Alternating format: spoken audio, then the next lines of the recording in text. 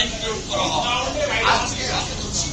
আজকে মহামান্য আদালত এই যে চতুর্থ চার্জশিট এবং মুফতি হান্নানের দ্বিতীয় স্বীকারোক্তিমূলক জবানবন্দির ভিত্তিতে যে চার্জশিটটা দেওয়া হয় সেই চার্জশিটটা আইন বহির্ভূত ছিল।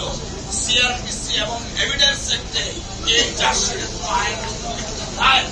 তাই এই চার্জশিটে যারা অন্তর্ভুক্ত ছিল তারা এই মামলা থেকে খালাস পেয়েছে। দেশে এবং আন্তর্জাতিক পরিমণ্ডলে রাষ্ট্রবিদ্ধ করার জন্য আপনারা ইতিমধ্যে শুনেছেন যারা এই মামলার দণ্ডপ্রাপ্ত ছিলেন এবং আপিল করেছেন এবং যারা আপিল সবাইকে এই মামলা থেকে খালাস দেওয়া হয়েছে। আমরা মহান আল্লাহ তাআলার দরবারে শুকরিয়া আদায় করছি জনাব তারেক রহমান সাহেব আজকের এই রায়ের মাধ্যমে ন্যায় বিচার পেয়েছে।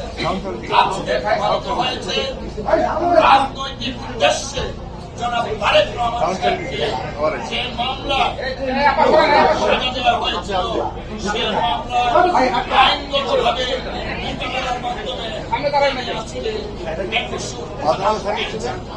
আমরা আরেকটা কথা বলতে চাই, তা হলো প্রথমে বলেছি গত 2 দশক যাবৎ বাংলাদেশের রাজনীতিতে ডমিনেট করেছে এবং সম্পূর্ণভাবে শেখ হাসিনা এবং আওয়ামী লীগের নেতাদের প্রভাকাণ্ডার শিকার হয়েছিলেন জনাব তারেক রহমান সাহেব। আজকে আমরা এবং দেশবাসী জাতি মনে করেন আমরা সকলে আজকে ন্যায় বিচার পেয়েছি।